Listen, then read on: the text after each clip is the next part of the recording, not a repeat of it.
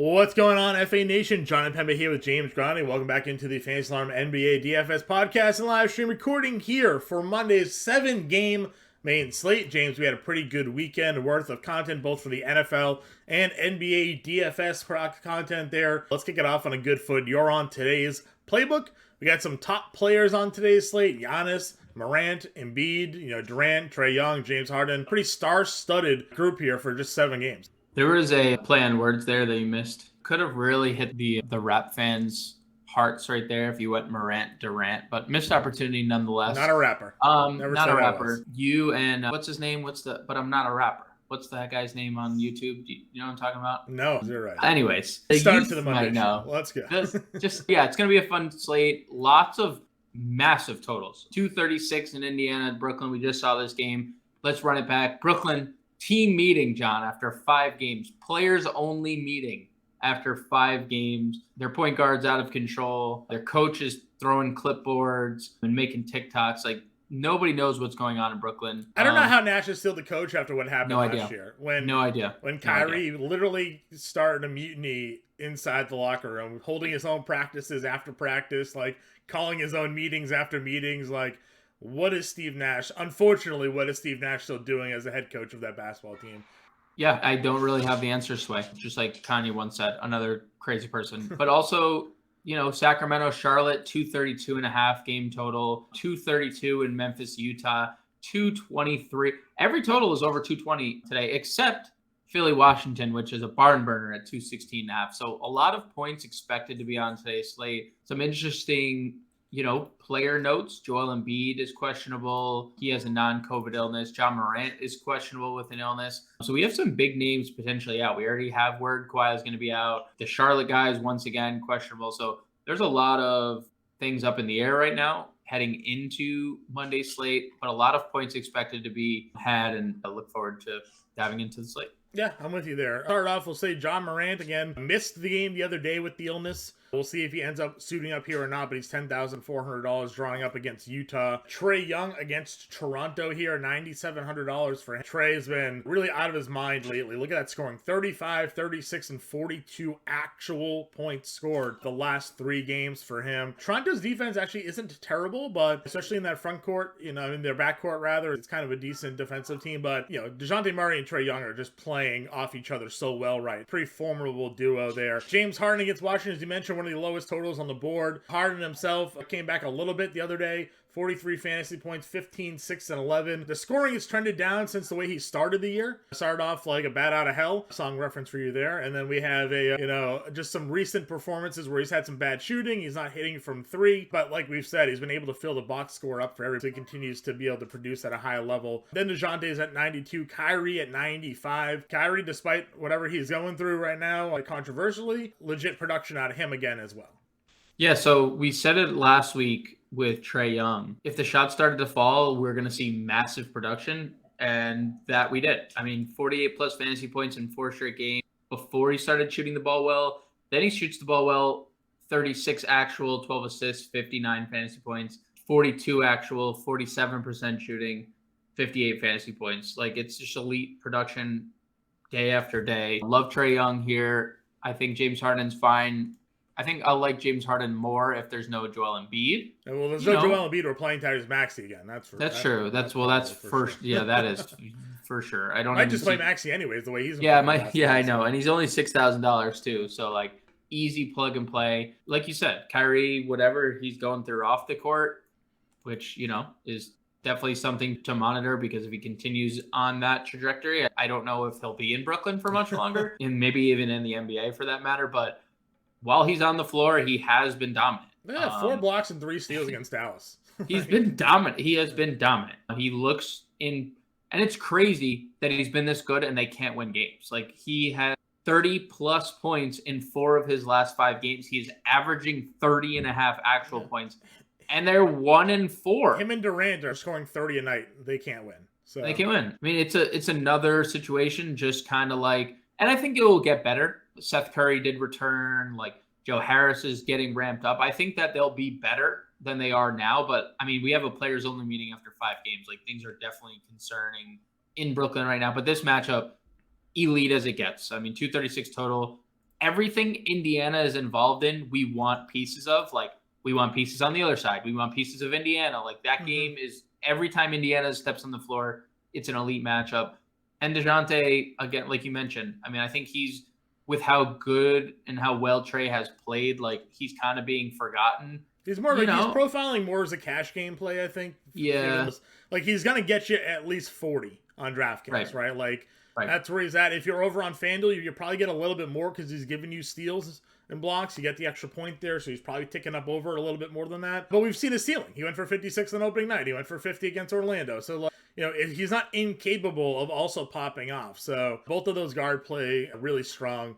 If we're going under $9,000, I mean, we've talked a lot about what these guards have done. De'Aaron Fox has come out this season, really improved his game. He said he worked on his jump shot during the offseason. That's fairly evident looking at his field goal percentages here. 57, 65, 55, 57% shooting. Struggled against Miami, but a lot of teams struggle against Miami shooting the basketball. Right. They're just a tough, grind out type of defensive team here. De'Aaron Fox has been unbelievable at $8,800. Tyrese Haliburton. We talked about it. You want to talk about a guy that's having a breakout season. He's averaging 23 and 10 on the year with over a steal and a half per game.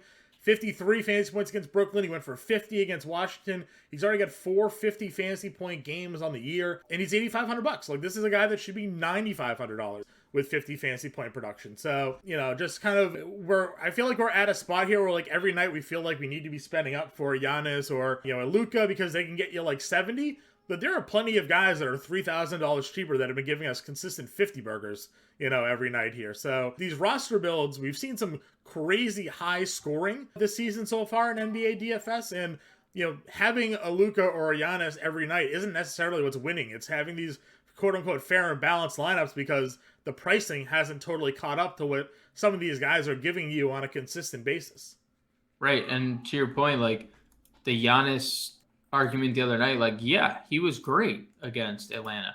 You know who had more fantasy points than him? Drew Holiday had 66 fantasy points. Right. And what is Giannis? Giannis is 12.5. Drew Holiday is 8.4. You're actually saving $4,100. And no, we don't expect Drew Holiday to go for 66 a night. And obviously you're going to get that more consistently from Giannis.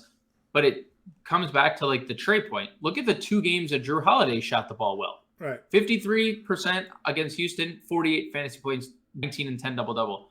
59% against Atlanta, 34 and 12 double-double, 66 fantasy points. Like, agreed.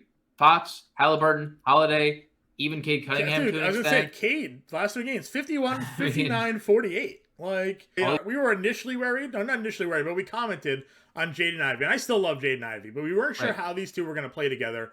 And you look at the start of the season for Cade, numbers were okay, but 37, 38, 36, you're like, all right, like, this is what we're going to get for Cade Cunningham. Jaden Ivey's there. He's kind of taking up a lot of the usage, and they're playing off each other. They're trying to figure it out. Last 3 games, Cade Cunningham's like, nah, I'm the number 1 overall pick from last year. Yeah. I'm just going to stop. Jade, you're great. Love you, mean it. This is my team, though. 25, 23, 20 shot attempts. Like, he's out here just, really playing good basketball. What I also like, honestly, is look at the 3-point attempts. 2, 3, 3, 3. Look what he was doing earlier in the year. 6, 6, and 8. When he wasn't giving us all that scoring production, shooting too many threes. Yep. Take away the threes, get to the hole because you're a 6'8" guard, that can, and go for it there. And it's showing up with some of the free throw attempts there. So I love what we're getting out of Cade Cunningham here. I love that he's giving you rebounds and assists again. Like, this is his team. It should be his team. He's facing some really talented. They pulled off an outright win over Golden State, despite being like a 10-point underdog in that game last night. So, yeah, 8,100 for Cade Cunningham, giving you 50 fantasy, 60 fantasy point upside. Like, again, why spend $11,000 for 70 points out of Giannis, where if these guys in this 8K range are consistently giving you 50, it's not like they have the 50 up. Oh, they gave us a 50 one time. Like, they're doing it right now, like nightly. They're giving you 50. So play 2 of those instead of a Giannis plus a 5K guy. It's kind of the way I'm looking at it. I agree. I mean, I think you can't go wrong in that entire 8K tier. Yeah, hard to do. Under 8K, who's sticking out to you here?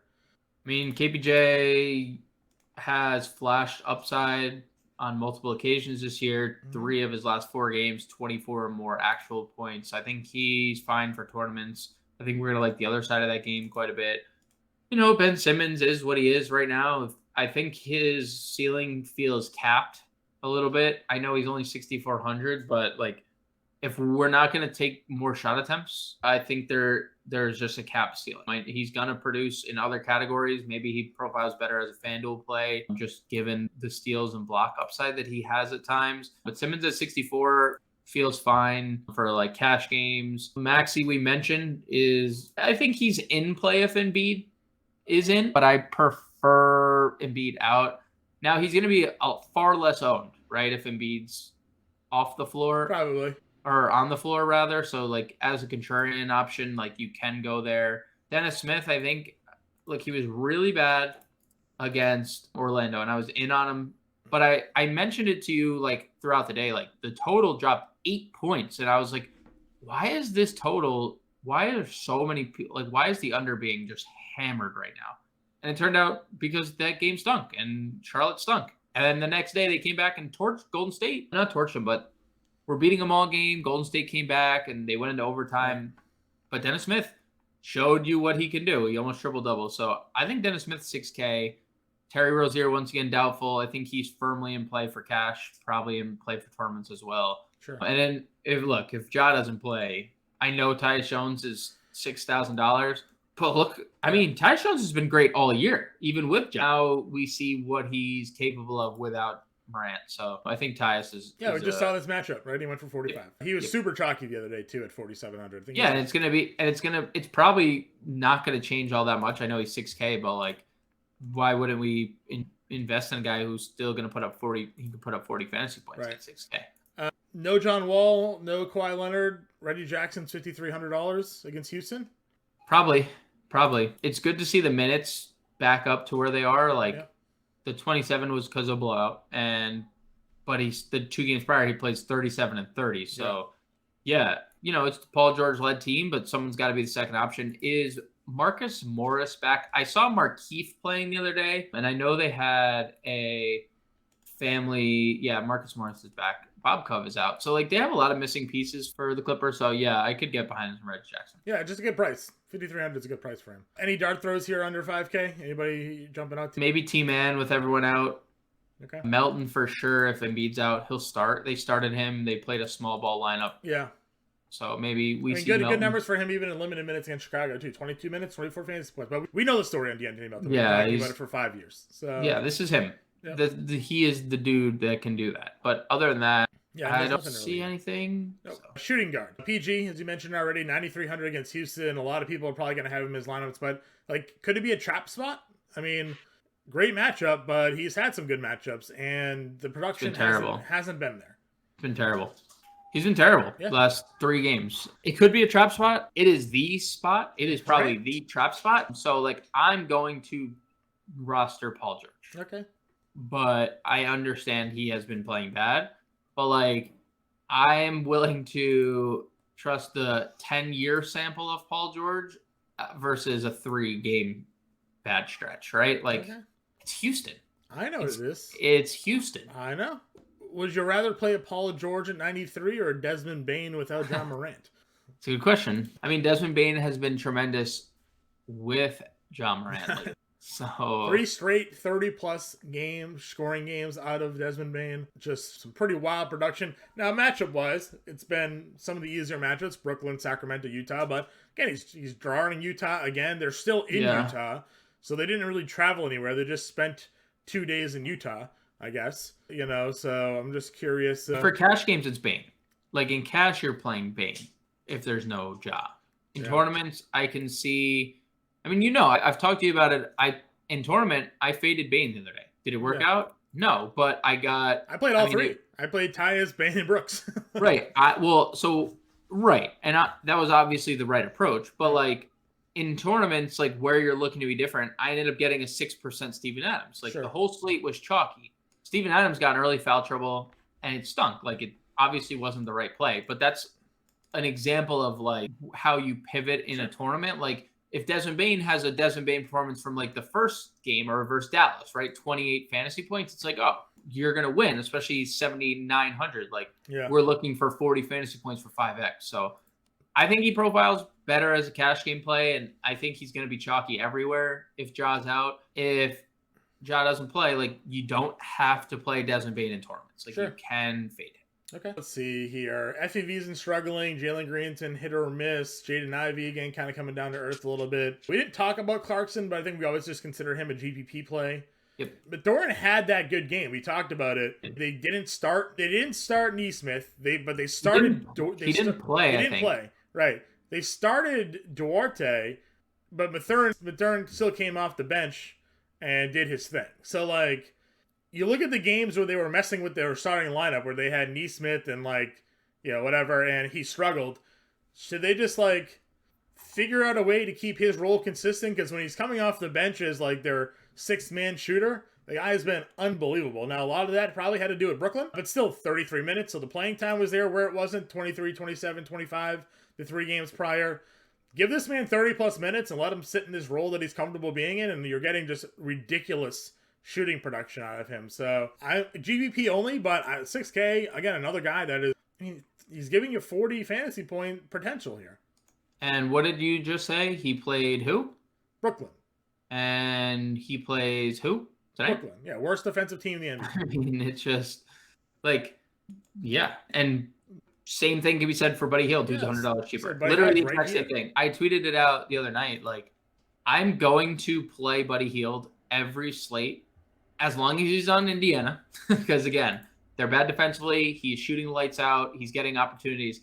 I'm going to play him every slate he's under 6K. Like, there's no reason at this point he's still 6K. 35, 37, 36, 44 DraftKings points. He has played 28 or more minutes in all 4. He's played 32 or more minutes in 3 straight. He's hit 5 or more threes in 3 straight games. And he's rebounding. He's assisting. That's the big thing with Buddy Hield, right? Because we hadn't really ever gotten this level of secondary contribution. Like, we were happy when he was like, oh, we gave us 3 rebounds and 2 assists today. Like, yeah, Buddy Hield, like, let's go. He's giving you 9 and 8. He's averaging almost 6 and 4. So no, I'm with you there. Such a good price tag, and I was with you in playing him. Dylan Brooks got a big price bump, obviously deserved. 30 actual, 12 of 20 shooting.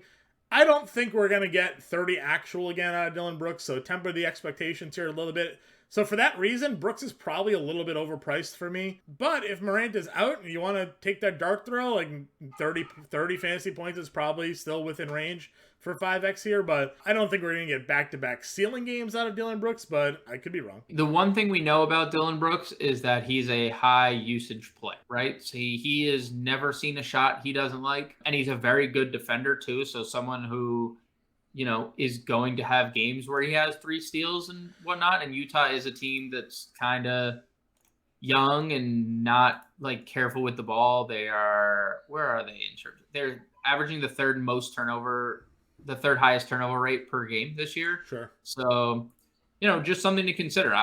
If there's no Ja, he's going to take a lot of shots. This year without Ja, 28% usage rate. Let's see, the last 2 seasons, this year and last year without Ja Morant. And you know what? We'll throw Jaren Jackson into that mix too, right? Because there's no Jaren Jackson. It is loading. It is, why can't I read? 29.8. So, like, a near 30% usage rate over the last 2 seasons. Hard to ignore. 57 on FanDuel as well. I think both those prices are something. He'll be popular. I'd be willing to get there if there's no Morant. Just given we just saw the matchup, I agree. And like 12 of 20 is probably not a realistic expectation. Like he's better than he shoots ever. Right. But he is a guy who can fill it up, and he's going to take his shots. Sure. I'm not going to chase the Kevin Huerter ceiling game, 27 actual the other night against Miami. I'm not going to do that. Any other under 5K guys? Royce O'Neal still played a bunch of minutes, even with Curry and Joe Harris and those guys all. So it seems like he's just sort of locked into that role there for Brooklyn. 21 fantasy points for him, 23 the game before that. He just kind of hovering in that low 20 fantasy point range. Bad night for Grayson Allen. Only 20 minutes played for him in that game as well, but he had been pretty decent prior to that. Anybody, like I said, anybody jumping out to you here in this spot? Maybe a Malik Monk revenge game? Possibly? It's very hard to trust the minutes. No, I agree. I don't really like anybody here. Like, I don't think there's anybody. I'm going to say, I don't see much in terms of value. I mean, Contra came back, played 28 minutes, but didn't do anything, didn't score. Maybe Contra's the answer if Ja's out, but again, I think that we're seeing the Dylan Brooks effect. Like, Dylan Brooks comes back the last 3 games, Contra's taken 9 shots total in those games. Yeah. where Dylan Brooks didn't play in the first 2 games, and we saw what Contra was about. So no, I don't see anything done. I played David Roddy the other day. I texted you that. I was like, I have a 1% David Roddy. Now, Jake LaRiva and John Morant were both out. I'm guessing that had a lot to do with it because Contra still played 27 minutes, but Roddy played 27 minutes, gave you 29 fantasy points, 2 blocks, 2 steals. If those guys were both out again, I'd have 4K interest here. Plays more small forward than shooting guard, but he's got the dual eligibility. Just a guy that I've interest in. I mean, he's played 20 minutes in the 2 games earlier in this year as well. Blowouts, so he wasn't nearly as into the flow of the game, but he was in their rotation for this one, playing with starters, playing with Bane and all them. So I would have some Roddy interest if Morant and LaRiva are out again. Sure. I mean, they have a lot of pieces to their rotation out, like potentially Morant. Danny Green is out. Zaire Williams is out. I forgot they had Danny Green. Yeah, Jaren Jackson Jr. is out. LaRivia is questionable. They have a lot of guys that may potentially not be here and that are part of their team, makeup. So, yeah, I think Roddy could be an interesting tournament play if they both sit again. Yep. All right. Small forward position here. KD is at the top. We just saw this one again. No ceiling for Kevin Durant right now. We talked a lot about the fact that guys like Ben Simmons are on this roster now. Yep. And Ben Simmons is 8, 9 rebounds and assists every game. Royce O'Neal's out there rebounding the basketball. So Durant's rebounding totals nearing career lows. If not, 4.5 has to be a career low in terms of rebounding, the assists, steals. We're just not getting more than 50 unless he drops 40 actual, right? So I just can't pay the 10K. I can't do it, even though it is a good matchup for him there. Lauri Markkanen, no problems going back to this one. Again, 23-9 against Memphis. He had a double against Denver. He's just being that guy. Shooting the ball a little bit better of late as well. Still struggling so if he ever gets a night where he starts hitting a couple more threes, he could even have a much bigger performance there. Again, this small forward position isn't great. Is there anybody that you're just kind of keying in on that we haven't discussed already? A lot of these guys, of course, have that shooting guard small forward eligibility. Probably Gordon Hayward, 62 against Sacramento. No LaMelo, no Rozier, likely no Cody Martin. So again, it's going to fall onto the shoulders of Gordon Hayward, Kelly Oubre, Dennis Smith. So Hayward's been super active in this offense. He's been kind of good everywhere. He's averaging 24.5, 4, 33 fantasy points, 6,200. I think this is kind of one of those ceiling spots against the Kings, who are the Kings. They're, once again, bad defensively. They're 25th in defensive rating. They're playing fast again. They're 6th highest pace in the league. Charlotte 11th. So a little pace up spot for Gordon Hayward, plus the fact that he gets a bottom 5 defense in the league. So I like Hayward 62. I love we both mentioned both Indiana guys. They're obviously firmly in play. And then Keegan Murray, the Kings' first round pick, has been extremely consistent scoring the basketball. We just need to see more other peripheral stats. Right. We started to get that last game with the 3 assists, 2 blocks, but then we get just 1 rebound. We need to put it all together, and he could have a big game. I really like this game environment. So Keegan Murray, Gordon Hayward right here at 62 and 6,000 are appealing. Guys in the low 5Ks, 4Ks, anybody jumping out to you? We have finally got a little signs of life lately from Norman Powell, 29 and 28 fantasy points in back-to-back games. Draws Houston. He's $5,400. I mean, do you dip your toe in the water here? Sure. And what could have been in that Pelicans game yesterday if they don't get blown out. Right. I mean, he could have played 30 minutes and given us 35 fantasy points. We at least felt like he wasn't going to be shooting that poorly forever. It could not have happened. He was somebody else was playing for him. His twin brother, I don't know if you saw the Akon story, but Akon has multiple twin brothers that he used to send when he was tired. He used to send out and perform for him. Right. That was Norman Powell. Somebody was performing for Norman Powell. Gorman Powell was playing for Norman. So, yeah, I would definitely go back to, we know Kawhi's out.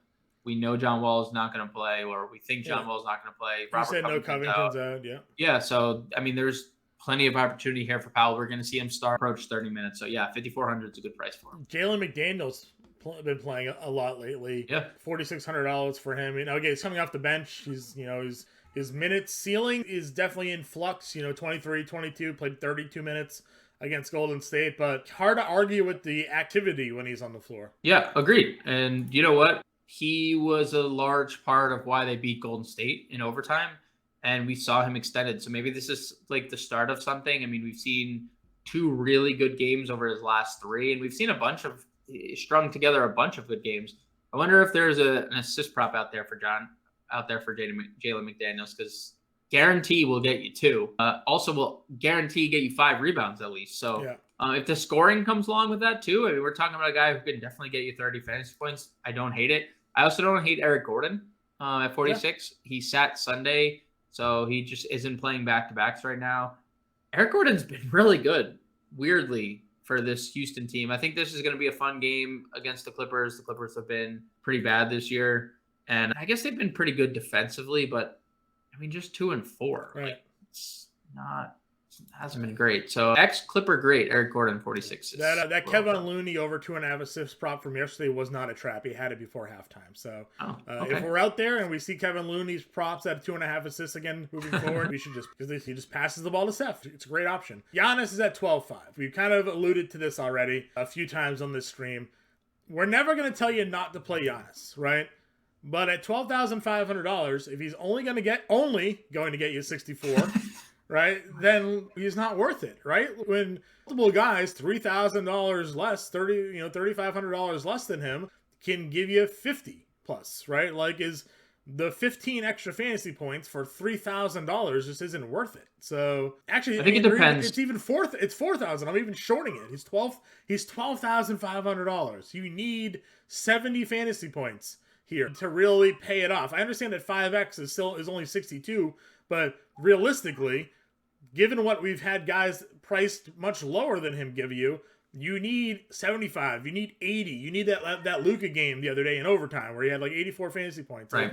And, that's what you need to separate yourself, because there will be fair and balanced lineups out there not using Giannis, using these 8K guys whose prices are wrong, that are giving you 50 and not going to be able to compete with, because those guys are also playing the Dylan Brooks or the Tyus Jones. So like, you're not even getting the leverage there with Giannis and Tyus when they're playing Cade, Haliburton, and Tyus. They're beating you. So again, never going to tell you not to play it. Detroit is a great spot for him here to go up against this front court with Isaiah Stewart.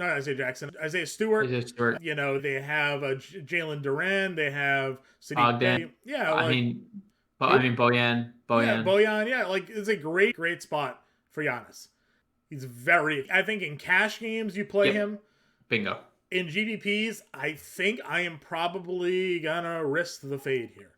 Yeah, I think you just nailed it. I think the whole synopsis was tournament specific, because I do think 65 in a cash game. If that's what you're telling me, I'm going to take that, right? Like, I'm going to take the 65 fantasy points and run in cash. But I do think in tournaments you could definitely fade. I'm not saying I'm going to fade him. Like, John's being very much more definitive about it. We haven't seen much value on the slate. So, like, if you're true. If you're paying up for Giannis, we don't have that 3K guy today. Well, we'll see. We'll see, because the Embiid status is obviously a big deal. Sure. Because that would open up Melton. That would open up Tyrese Maxey at 6K, which I think is a pretty good value for him. Melton's 4K. So I think those are two guys right off the bat that you'd be like, okay, I feel comfortable. Like Giannis. But if you're playing Giannis, you might just be playing Melton anyways, because you need a 4K guy that can get you 20 fantasy points, right? That's what you're. Obviously, the ceiling would be higher in Melton, but if Embiid is out, everybody's playing Melton again. So, it's not really separating you too much. So, again, I agree with you. It's obviously my take. I am probably, if I enter the 3 max a lot, 1 Giannis, 2 no Giannis. That's probably how I would go about it today. Again, my personal play there, you're more than welcome to play a guy that's going to consistently give you 60 plus. Go for it. Right. I can argue with it. It's a great player. I mean, one of the best players in the NBA. So the numbers have been ridiculous. 34-17, 30-14, 43-14, 44-12, just wild production here. But I just don't see it yet. The price tag is too crazy right now. So, it's not like the Harden Westbrook days from 2 years ago where they were giving you nightly 30-point triple doubles, right? And you were getting 80 plus fantasy points. Like, all right, I can pay 12.5. 12.5 for 60 is just 5x. So, anyways, that's my rant. Under him, big price drop at power forward at DraftKings. 12.5. Next power forward is 71. We've talked about marketing it already. Kuzma, John Collins let the world down the other day.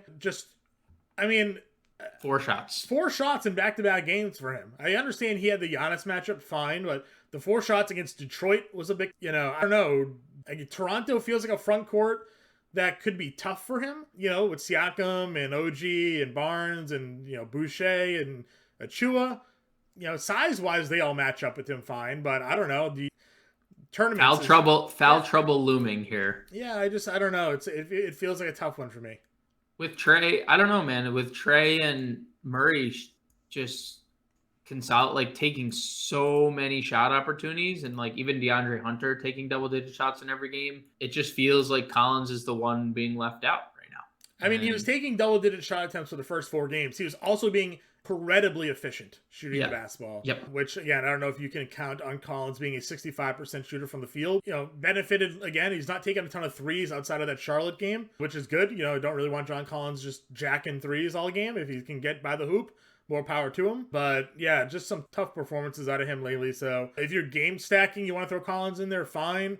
If you want to be different today, Collins will definitely be a contrarian play. We know he can give you blocks and steals, so I don't know what's his tag on FanDuel. Do you have it in front of you? It is 69. Okay, nice. If he has the block upside, then maybe, but not my favorite spot today for John Collins here. Yeah, I agree. I agree on that with that statement. Anybody else here? Again, power forward falls off kind of quick. Maybe Jalen Smith we go back to at 5,500. Yeah, Jalen Smith is fine, 55. Miles Turner will be back in the lineup, so we won't see the 34 minutes. Maybe we see the 31 minutes that Jalen Smith. I think his upside has been like a little capped lately. But 55 is a good price. It's a great matchup. I can't say no to anybody really in this game. The game environment's tremendous. He took 14 shots. He just missed. Yeah, he just missed. I mean, obviously, if Toby's definitely in play, if there's no Embiid, I think we should see. I think he's kind of in play just in general. Like, he's been very consistent this year. 6 shots, though. Yeah. 6 against the Bulls. Like, you can't. He's being active, though, everywhere else. So just kind of saving his production. Like, I know. He had 24 fantasy points against Toronto, scoring just 3 actuals. So that is that is absolutely brutal. And he's the lowest he's been all year. He was 55 second game of the season. He's 55 again. Kelly O, 58. Sure. Maybe in tournaments. 42, 19, 23 his last 3 games. We finally got the Kelly O game. Nobody played him probably. For sure in tournaments. Yep. I like Bobby Portis off the bench. Wrote him up in the playbook the other day. Just coming off, playing 25 minutes, doing his thing pretty consistently. So averaging a double in 24 minutes this year. So yeah. What more do you need to know? Nothing. Let's see. Vanderbilt, if he can stay out of foul trouble, probably can't. Jason Tate, 40. Morris. Would you play Marcus Morris? I feel like he's been kind of limited. I guess I should walk that back. He played 31 and 27 minutes the last 2 games. Sure. No Kawhi, no John Wall. Those are 2 high usage players. So yeah, Marcus Morris. Sure. Okay. I mean, look, the matchup doesn't get any better. We've talked about it. I think he's probably going to, once we get our first like ownership run, I wonder what the price point or the ownership percentage will be, because you mentioned it a couple times. There's not a lot of value. 42 or 4,900 is a good price tag for the guy in the best matchup on the board. I will agree with you there. I don't hate Jason Tate, 42. He played 30 minutes yesterday. I know Eric Gordon was out, but he's still starting. Like, he started with Eric Gordon. I guess the question's going to become, they've also started Sengun the last 2 games.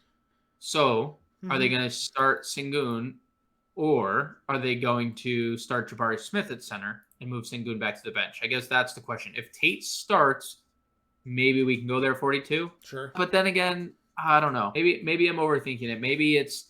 I mean, I don't know if they would sit Sengun at this point. I think they. Yeah, I don't know. I think Tate's going to lose out minutes because Gordon's minutes are now like seemingly secure, and Sengun's minutes are secure, and Jabari Smith's minutes seem secure. So like, if Tate is backing up the 3, the 4, and the 5, then maybe like there is some like potential there. But maybe I was a little jumping the gun because Eric Gordon wasn't there. All right, let's go to center here. JoJo is at 10-2 against Washington. It could be a good spot for him, going Porzingis as the center there for Washington. Siakam gets Atlanta. We've talked a lot about how great Siakam has been this season. I would have no problem running him there in this spot. We know John Collins is not a great defender. Capella only plays like 22 minutes, so it's not really like a massive downgrade for him. Sabonis gets Charlotte. We do love this matchup for him, but he hasn't shown really much of a ceiling. He did go for 45 against Golden State. Double-digit rebounds have been there, but he's been kind of inconsistent. So big game stacks with Sabonis. Zubac broke a lot of hearts against the Pelicans the other day. Only played 23 minutes in that game for whatever reason. Only had 3 fouls, so I don't really know why he was so limited. They got blown out. Yeah, okay, you're right. Probably a blowout. 35 and 34 minutes in 2 games prior against OKC and dominated. We don't expect them to get blown out here against Houston, so Would you run Zubac's back at 67? Tournaments only. It's just like a long. It's just a long history of this, like where he plays minutes and then he doesn't, and then he plays minutes and then he doesn't, and then he's great and then he's horrible. Like it's just such a long line of the same thing with Zubac. So maybe Sabonis back to just go back to Sabonis. He's been in a lot of foul trouble this year too. Sure. So don't really know why he's like suddenly so foul happy, but maybe it's because he's starting center and he shouldn't be. He probably should be playing power forward. But. Yeah. Miles Turner got a price drop. He's now the cheapest he's been all season. He's 50, that's so stupid. He's 5,500. This is your chalk center right here. And you know what though? With Miles Turner chalk though, usually blows up on us. Usually, but I don't disagree. It usually does, and it might, and there's definitely a chance. But I'm definitely willing to take a chance at 55, considering when he's not sitting on a back-to-back, he played 30 minutes last game. Yeah. I think there's just clearly opportunity on this Indiana team for him offensively in like versus years past where I don't think he's had that room for like potential offensive excellence. Yeah. It's wild to say we say that because right now Hield, Mathurin, Haliburton are all scoring like 20 plus a night, but also Miles Turner did as well. So yeah. And the thing about Haliburton is that he's not really taking that many shots. Like it's 15 to 18 on any given night, but like he also has double figures assists in 5 of 7 games this year. Like he is setting people up. Like him and Miles Turner are going to be great in pick and roll, great in pick and pop because we know Miles Turner can shoot from anywhere on the floor. So I think this is your chalk center. I think he's a great play in this spot against Brooklyn. I just don't see how this game, it's open at 230. It's already up to 236.5. People are already betting it up. The line is 8.5. Like, I just don't think is Brooklyn like that much? They're bad right now. Yeah. I love Turner in this spot. Love him. I love Sengun for 200 too. Like, that's stupid cheap, especially if he's starting. So, like, center's a really good spot. And we talked about Sengun, though. Even if he wasn't starting early in the year, he came off the bench and he gave you 23, 47, 26. So he doesn't have to start to be productive. He's just a very high fantasy point per minute guy. So, like Sengun anyways. Would you run back to Steven Adams here? I would. Okay. Yep. I would. Foul trouble. He had 3 fouls in the first half, played like 7 minutes. Sure. And then came in the game in the second half and grabbed every rebound. Like just so it was a vacuum. And I mean, he's been a little more productive offensively too, other than, the last game. Like the 2 games prior, 12 and 9 points, and you get 30 plus fantasy points. I think it's going to be harder to get to Adams on this slate with Sengun and Turner so cheap, right? Like I didn't intentionally do this, but right above Steven Adams is Brook Lopez, who I played. I put in the core plays. I put in the playbook the other day on Saturday. He's been so good. I was 1,000% in on Brook Lopez, telling you to play Brook Lopez. Very good. He's been very good. So good. Blocks and steals have been there. Rebounds, 6, 11, 6. That's like more rebounds than we ever get out of Brook Lopez. And now he's getting Detroit. Jalen Duran may not play in this game. Isaiah Stewart, a bit of an undersized center, kind of can be foul happy at times. I may lock in Brook Lopez here again. Like util and center, Miles Turner, Brook Lopez, and build out.